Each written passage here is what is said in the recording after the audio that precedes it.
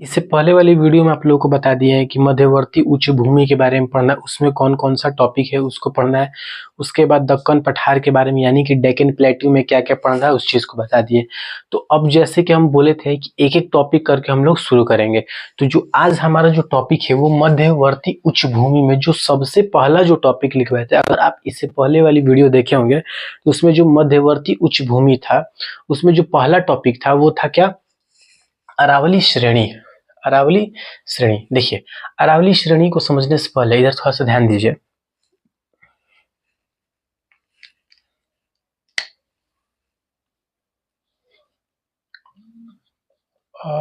अरावली अरावली श्रेणी, ठीक है। देखिए ये अरावली श्रेणी क्या है, इस चीज को थोड़ा समझ लीजिए। अगर हम बात करें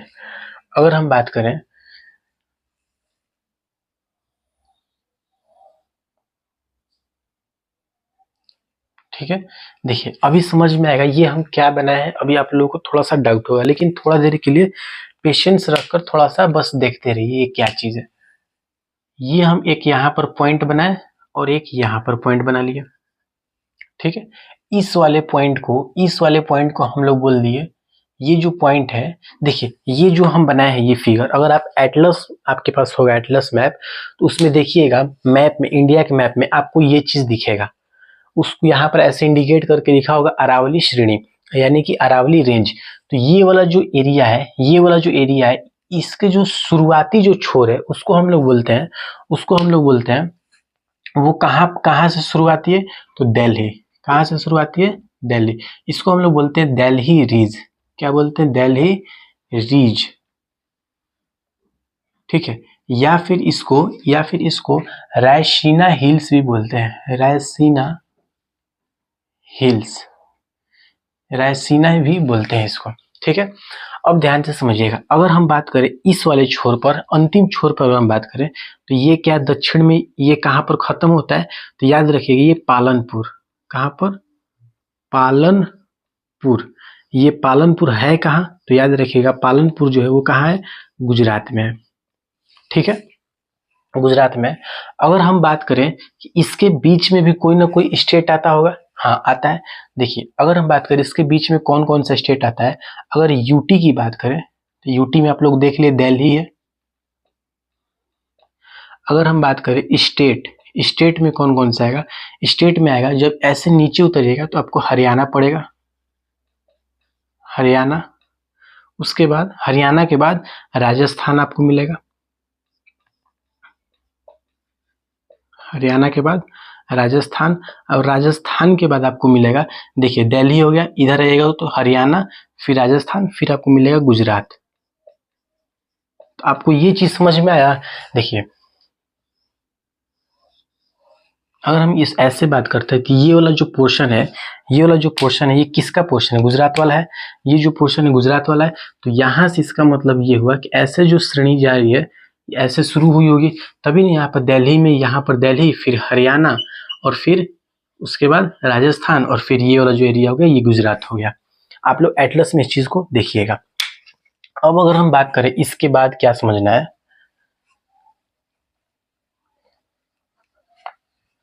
इसके बाद अगर हम बात करें तो इसमें समझना ये है, कुछ पॉइंट्स है। देखिए अगर हम बात करें अरावली श्रेणी में, अरावली श्रेणी जो है, अरावली जो श्रेणी है, अगर विश्व की, ये जो है विश्व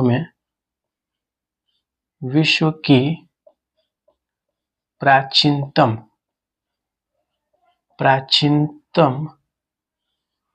वलित पर्वतों में से एक है, वलित पर्वतों में से एक है, ठीक है। विश्व की प्राचीनतम वलित पर्वतों में से एक है। अगर इसमें हम दूसरा पॉइंट अगर बात करें, इसका जो प्राचीन विस्तार है वो कहां से कहां तक हुआ है, प्राचीन विस्तार की अगर हम बात करेंगे, प्राचीन विस्तार का मतलब हुआ कि अभी जो ये दिख रहा है दिल्ली से शुरू हो रहा है और कहां पे खत्म हुआ, गुजरात, यानी कि पालनपुर के गुजरात तक। तो ये प्राचीन में कैसे था, इससे बहुत पहले कैसे था, प्राचीन में इसका विस्तार कैसे था, तो इसका जो प्राचीन में विस्तार था वो याद रखिएगा हिमालय के गिरिपद गिरिपद से कहां तक था, गिरिपद से लक्षद्वीप तक था। कहां तक था, लक्षद्वीप तक था। ठीक है, देखिए समझिए इस चीज को, हिमालय यानी कि ये दिल्ली हो गया, और ऊपर हिमालय से लेकर कहां तक था, लक्षद्वीप तक था। लेकिन अब कहां तक है, दिल्ली से लेकर पालनपुर तक है। अगर हम बात करें इसमें कि अब जो है, या फिर इसको जो है किन श्रेणियों में, किन पर्वत श्रेणियों में रखा जाता है, तो इनको जो अवशिष्ट पर्वत श्रेणियों में रखा जाता है। अवशिष्ट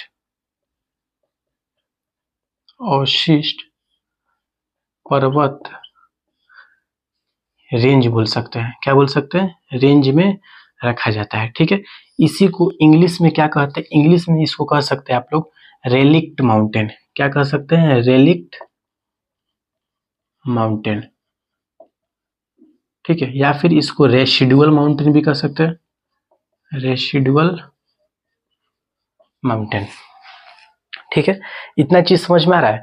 अब अगर समझते हैं हम लोग कि विश्व की प्राचीनतम वलित पर्वतों में से एक कौन सी अरावली श्रेणी है, प्राचीन विस्तारित से कहां से हुआ है, तो हिमालय के गिरिपद से लेकर लक्षद्वीप तक हुआ है। अगर बात करें इसको हम लोग किन पर्वत श्रेणियों में रखेंगे, तो ये अवशिष्ट पर्वत श्रेणियों में रखेंगे, जिसको हम लोग इंग्लिश में रेलिक्ट माउंटेन या फिर रेसिडुअल माउंटेन भी कहते हैं। अब अगर हम इसके बाद अगर बात करें, देखिए अगर हम बात करें अरावली श्रेणी में, तो इसमें हम कह सकते हैं सबसे बड़ी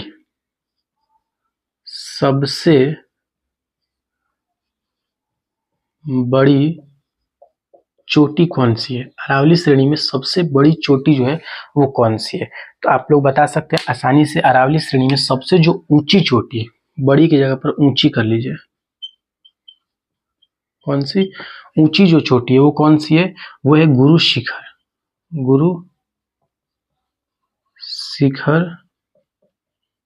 चोटी। कौन से, गुरु शिखर चोटी। अब बात करें कि गुरु शिखर चोटी है कहाँ, तो आप बता सकते हैं गुरु शिखर जो चोटी है वो कहाँ है, राजस्थान में। कहाँ है, राजस्थान में। फिर पूछ दे कि राजस्थान के किस जिला में है, तो आप जिला भी बता सकते हैं, राजस्थान के किस जिला में, तो सिरोही जिला में। अब राजस्थान के सिरोही जिला के किस हिल्स पर है, ये भी बता दीजिए, किस हिल्स पे है, तो माउंट आबू हिल्स पे। किस हिल्स पे, माउंट आबू हिल्स। समझ में आया। इसी में एक और चीज याद रखिएगा, माउंट आबू हिल्स में ही आपको एक फेमस जैन मंदिर है। क्या है, फेमस जैन एक मंदिर है, जिस जैन मंदिर का नाम जो है वो है दिलवाड़ा।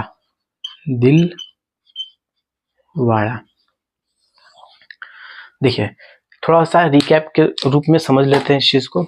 देखिए हम क्या बताएं आप लोगों को अरावली श्रेणी के बारे में बताएं। अरावली जो श्रेणी है वो कहाँ से शुरू हो रहा है, वो दिल्ली से शुरू हुआ और कहाँ पे खत्म हुआ, पालनपुर कहाँ, पालनपुर, न कि पालमपुर वो इकोनॉमिक्स में एक चैप्टर है, द विलेज ऑफ पालमपुर, वो अलग चीज है। ये है पालनपुर जो कि कहाँ है, गुजरात में है। अगर बात करें बीच में कौन कौन से स्टेट आ रहे हैं, तो याद रखिएगा बीच में हरियाणा आ गया, राजस्थान और गुजरात। तो यहाँ से ये चीज समझ में आ गया। उसके बाद हम लोग समझे कि विश्व की प्राचीनतम वलित पर्वतों में से क्या है, एक है कौन, अरावली श्रेणी। तो क्वेश्चन पूछेगा कि बताइए कि विश्व में प्राचीनतम वलित पर्वतों में से एक कौन सी है। अगर उसमें एक ऑप्शन दिया रहेगा अरावली श्रेणी, तो आप आसानी से उसको टिक लगा सकते हैं।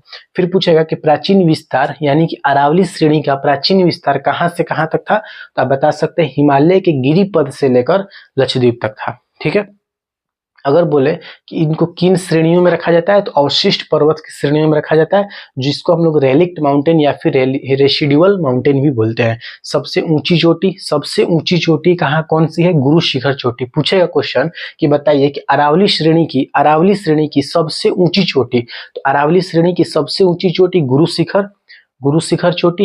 अब पूछे गुरु शिखर चोटी कहाँ है, तो आप बता सकते हैं राजस्थान में। फिर पूछे कि राजस्थान के किस जिला में, तो सिरोही जिला में। राजस्थान के सिरोही जिला के किस हिल्स पर है, तो बता सकते हैं माउंट आबू हिल्स में है। क्लियर है तक? अब ध्यान समझिएगा, माउंट आबू हिल्स में ही क्या है, जैन मंदिर एक है, जो कि फेमस जैन मंदिर, जिसका नाम क्या है, दिलवाड़ा है। आई होप आप लोगों को ये चीज समझ में आ गया होगा। इसके बाद अब हम लोग जो दूसरा हमारा इसमें टॉपिक था मालवा पठार, उस चीज को समझते हैं।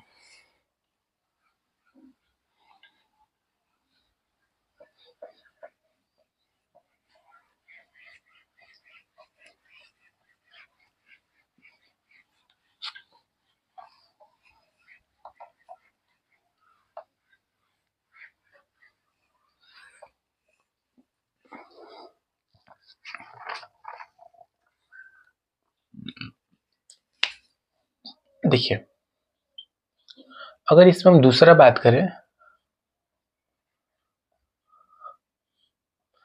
मालवा पठार, ठीक है। देखिए, मालवा पठार में आप एक चीज समझ लीजिए, अगर हम कहें उत्तर पश्चिम, तो उत्तर पश्चिम में आपको अरावली मिलेगा। अगर हम कहें उत्तर में, अभी समझ में आएगा ये हम क्या लिख रहे हैं, उत्तर में आपको ग्वालियर। अगर हम कहें दक्षिण में या फिर पूरब में, पूर्व में, तो आपको पूर्व में मिलेगा बुंदेलखंड।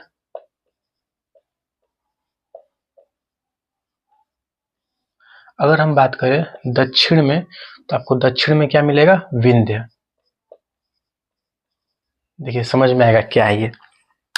देखिए हम लोग किसका बात करें, मालवा पठार। मालवा पठार है कहाँ, देखिए अगर आप मैप में देखिएगा यहाँ पर ऐसे,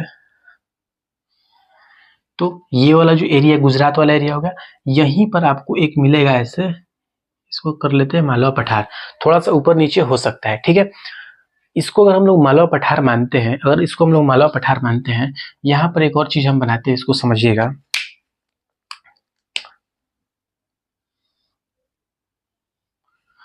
क्या हम इसको नॉर्थ बोल सकते हैं, ईस्ट बोल सकते हैं, साउथ बोल सकते हैं, और इसको वेस्ट बोल सकते हैं। इसको उत्तर, पूर्व, उसके बाद पूर्व के बाद दक्षिण, और इसको हम लोग पश्चिम बोल सकते हैं, ठीक है। अच्छा, इसके बाद हम यहाँ पर एक और चीज कर सकते हैं, यहाँ पर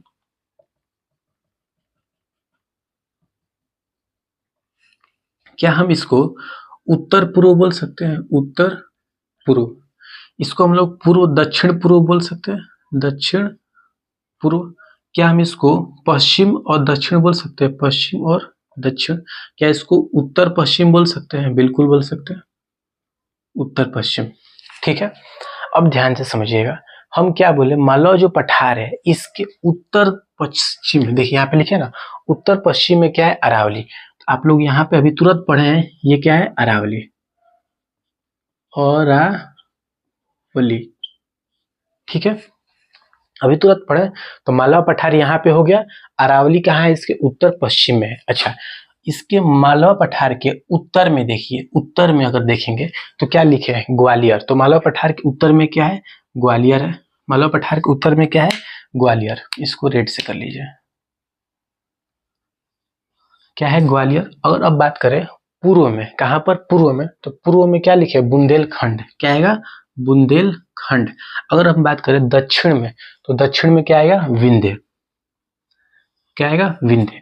तो ये चीज आप लोगों को समझ में आ जाना चाहिए कि मालवा पठार के अगर हम लोग उत्तर पूर्व में बात करें तो अरावली श्रेणी आएगा। अगर उत्तर में बात करें सिर्फ उत्तर, उत्तर पूर्व नहीं उत्तर, तो क्या आएगा, ग्वालियर। अगर मालवा पठार के ईस्ट में बात करें तो क्या आएगा, बुंदेलखंड। अगर साउथ में बात करेंगे तो क्या आएगा, विंध्य। अब ध्यान से समझिएगा एक चीज, मालवा पठार को हम लोग